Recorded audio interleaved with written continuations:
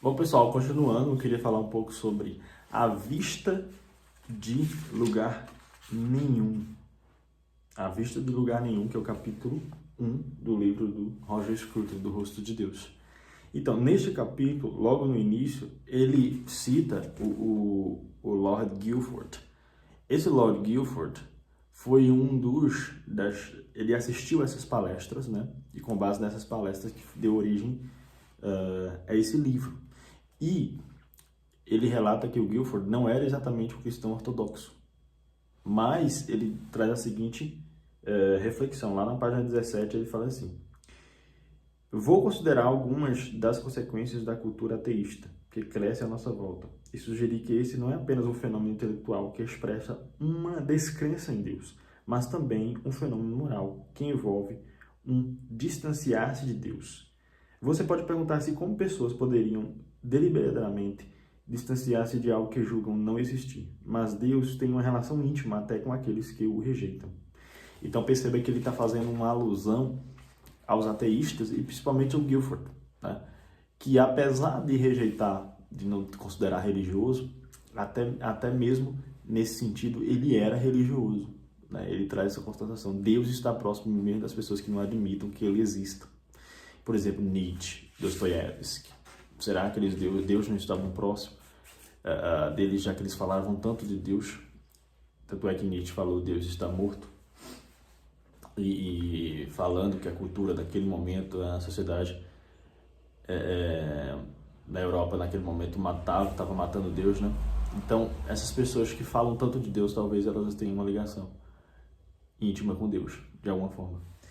Seguindo lá na página 18, ele vai tratar da questão, falando um pouco sobre a origem, né, das coisas, a origem do universo e tudo mais, e falar do Richard Dawkins, que é um ateísta, né? O Richard Dawkins, obviamente, tem argumentos para dizer que Deus não existe, no sentido de que muitas coisas, ou as coisas são contingências, né? O mundo só existe porque ele existe, né? Não há uma explicação, não precisa ter uma explicação, né? O mundo existe, então não há uma explicação divina para isso.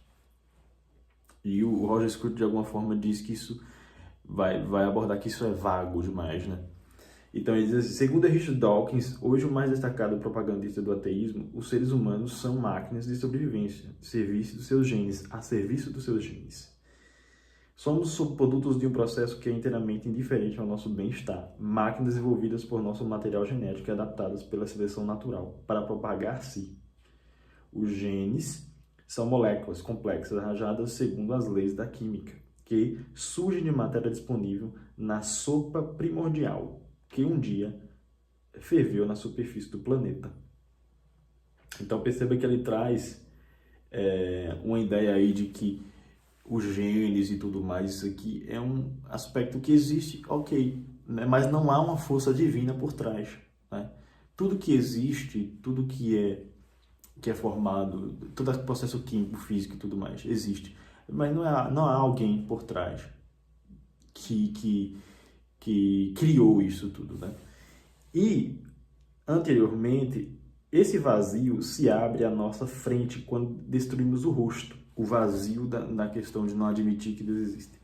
Não apenas o rosto humano, mas o rosto do mundo também. O vazio sem Deus é aquilo que nos defrontamos quando nossos ambientes perdem o rosto. Não nego que ateístas possam ser pessoas de perfeita retidão, gente muito melhor do que eu, mas há mais de uma motivação por trás da cultura ateísta de nossa época. É o desejo de escapar do olho que julga. É um deles, escapar do olho que julga, apagando o rosto. Então a ideia do não julgamento, né? Ninguém quer ser julgado, então ninguém quer dizer que tem alguém que nos julgará um dia. Então ele traz essa ideia aí de que a cultura ateísta quer fugir dessa ideia de julgamento, tá? Fugir de uma ideia de aquele pai protetor que julga, né? Ninguém precisa me julgar, eu faço o que eu quero, né? E eu dito as regras do jogo. E ele depois ele vai falando sobre a questão do planeta, né? As complexidades, e admitindo que a complexidade das ciências, a base empírica, inclusive eu até anotei aqui o nome de Carl Sagan. Carl Sagan ele era cientista e tudo mais, quem quiser ler sobre Carl Sagan. Então, esses conceitos que eles vão falando aqui na página 19, o Carl Sagan aborda muito bem, né? Que é a questão das complexidades mesmo da formação do universo, né? E aí, na página 20 e 21, ele vai constatar, né, que de certa forma, trazer um pouco do materialismo marxista da seguinte forma: somente a ignorância poderia nos levar a negar o quadro geral pintado pela ciência moderna. E muitos ateístas hoje presumem que a religião monoteísta forçosamente nega esse quadro e, portanto, em algum nível, forçosamente compromete-se com a propagação da ignorância, ou no mínimo com o impedimento do conhecimento. Os materialistas marxistas, principalmente os pedagogos, falam muito isso, né? Eles dizem que a religião monoteísta, o cristianismo, nega a ciência, nega a verdade da ciência, digamos assim, que propaga uma certa ignorância. Tudo é que os pedagogos, todos eles batem na mesma tecla. De certa forma, eles estão dizendo o seguinte: esse negócio de religião, processo de religião ocidental, o cristianismo, isso só emburrece as pessoas. Isso deve ser retirado, colocado de lado, né? E a gente precisa parar com esse negócio de dizer que verdade existe. Quando os próprios ateístas, eles costumam deduzir da visão do mundo científica duas doutrinas metafísicas de imensa envergadura. A primeira é que tudo no mundo natural, incluindo o pensamento e a ação humana, acontece de acordo com as leis científicas.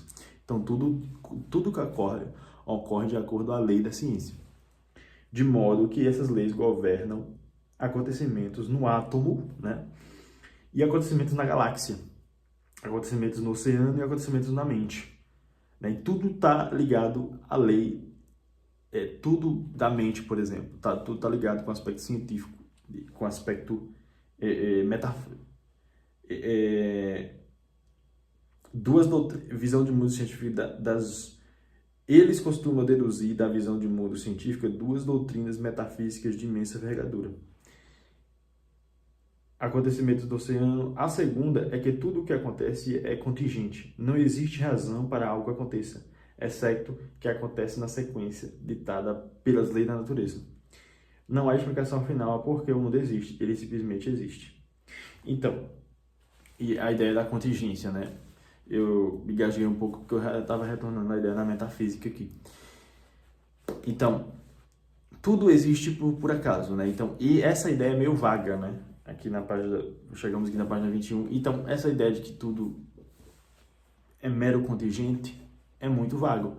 Então, digamos que essa ideia ateísta meio que reduz as coisas, é muito reducionista. Eu continuarei seguindo a releitura desse livro nos próximos vídeos. Grande abraço, fique com Deus.